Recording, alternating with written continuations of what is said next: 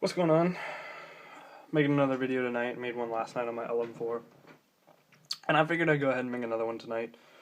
It's pretty late. I don't have any plans for tomorrow. I'm on spring break. So I thought, what the hell, why not? So, like I said, I did one last night on my LM4, which is my gas blowback M4 that I have. And I also have an electric M4. It's the Echo One Platinum Edition. But it's, it's not like it's made by Echo One. It's made by VFC. So I just call it my VFC M4. Yeah, so I've done a lot of stuff to it. Most of it external, some of it internal. The internal stuff I swapped out the plastic cylinder head with a metal one with a double O-ring, CNC'd aluminum. Swapped the air nozzle out with a metal one with an O-ring. The plastic one had one, but I just went to metal because I had it, so I thought, why not use it? The piston I did swap out. I've got a full metal tooth piston in here now. It's the, what's it called? It's a high-speed piston. So it's been Swiss cheese, but Swiss cheese prior to me owning it. So it's just been cut out some so that it's a lighter weight piston. So that increases my cyclic rate, which is awesome.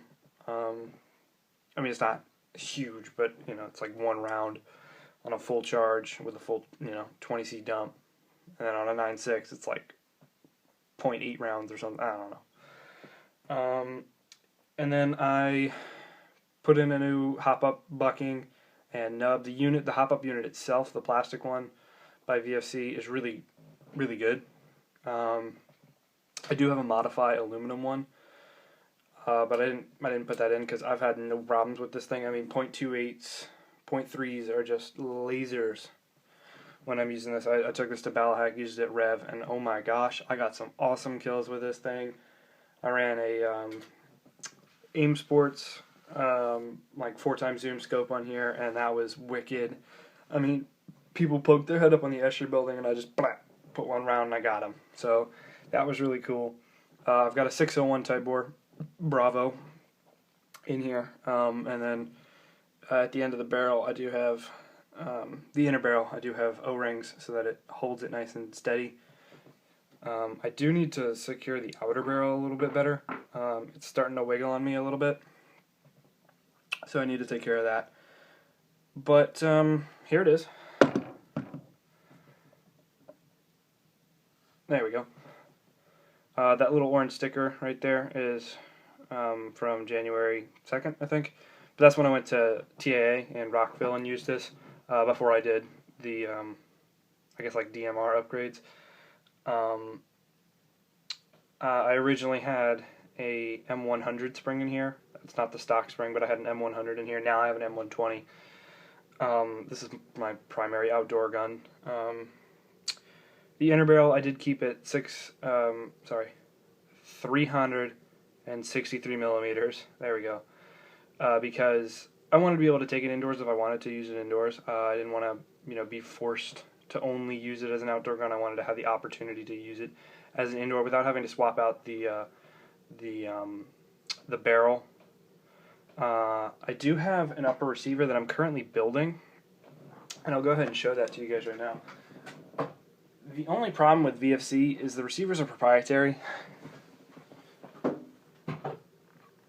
So I've got modification that I have to do to the actual receiver itself. This is just the barrel, or the front end. I have to take the receiver and the upper receiver, and I'm going to do a little bit of modification to it so that it'll fit on my VFC. And then I have to paint this just because I don't want black on camouflage. I want camouflage on camouflage. But this is the upper receiver, or just the front end of the upper that I'm working on. So it's much more close quarters. A lot more close quarters. I believe it's about 9 inches. So this is the front end of the upper that I'm going to be building for that. So I'll have the ability to just swap uppers, and I can go from, since it's wired to the rear in a crane stock, I don't have to worry about wires. So I can just go back and forth from close quarters to outdoors, close quarters to outdoors, and then I can keep mid if, let's say, one game and I'm playing outdoors, let's say I want to play outdoor, but I don't want that increased, range, I can pull the barrel out and I can put in the shorter barrel one, or I can just leave it. It's fine because, like I said, it's only 363 millimeters. It's not the full 470 that it would be if I extended it out to where the suppressor is. For like a salter type games, I use that, and I run it with an M203 that I have over there, and I usually just run it with a red dot. I don't have the magnifier, the flip to side magnifier. It just adds more weight to the gun, and I usually don't use it if I'm using it as a salter because I'm closer engagement distance. So the way I have it set now, it's kind of like an aggressive DMR. I don't like to sit back. I like to be out there. I want to push up and run up with everybody. The only time I'll sit back is when I'm sitting on the saw. That's when I'll actually take a step back, sit here, and just hose and just keep people's heads down. But yeah, back to the Echo one, or the VFC. Like I said, wired to the rear with a crane stock. So just kind of a close-up of what I did camouflage-wise. And then the other side, so you don't see that orange here. Let's get a little more light. There we go. I kept the attachments tan. So rail covers, vert grip, sights, suppressor. I kept it all tan. I don't know, I kind of think it gives it a nice little two-tone look without being too in-your-face two-tone, like black and white like my LM4 is. Or not black and white, black and tan like my LM4 is. I do have 5 camouflage magazines to go with it. So, still working from the back. Crane stock, usually run an 11.1 LiPo. As you can see, it's still, or maybe not be able to see, yeah, you can see. Still the stock hop-up set, or just, yeah, hop-up set. The nub is now a fishbone, Mad Bull fishbone, and the bucking is G&G green. So yeah, I have an amp, 12-inch free float rail system up here, so the barrel just barely protrudes out just a tiny bit, and then I do have the suppressor here. Like I said though,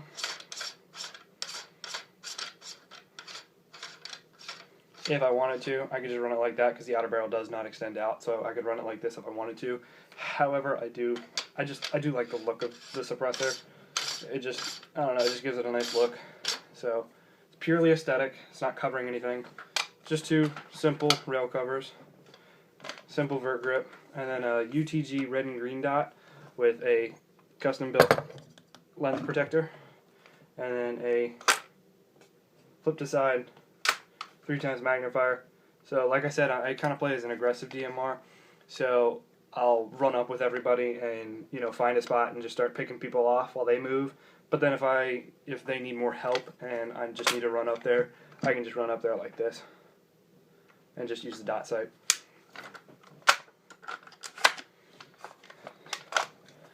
Run mid caps, duh. Haven't used hot caps in a long time.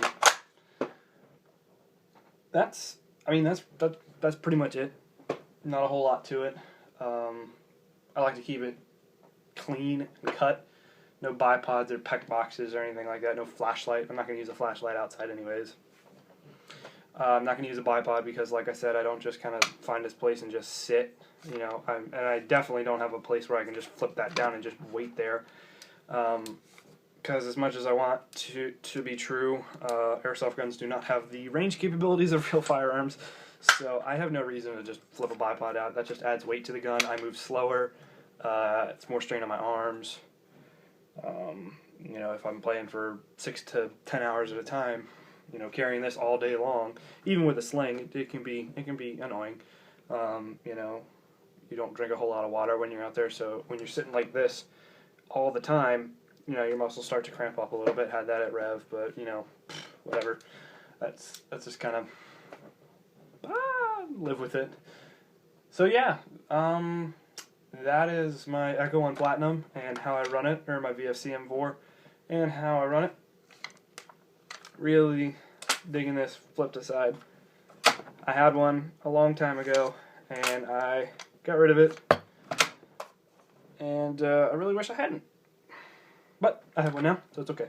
I did leave the pistol grip not camouflaged just because I didn't want, you know, paint all over them. I didn't want paint to peel off on my gloves and stuff or my hands because sometimes I don't like to use gloves. If it's not cold outside, I'm not going to use gloves.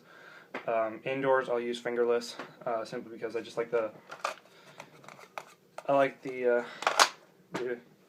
what's the word I'm looking for? Dexterity that fingerless gives me. So yeah, that's pretty much it.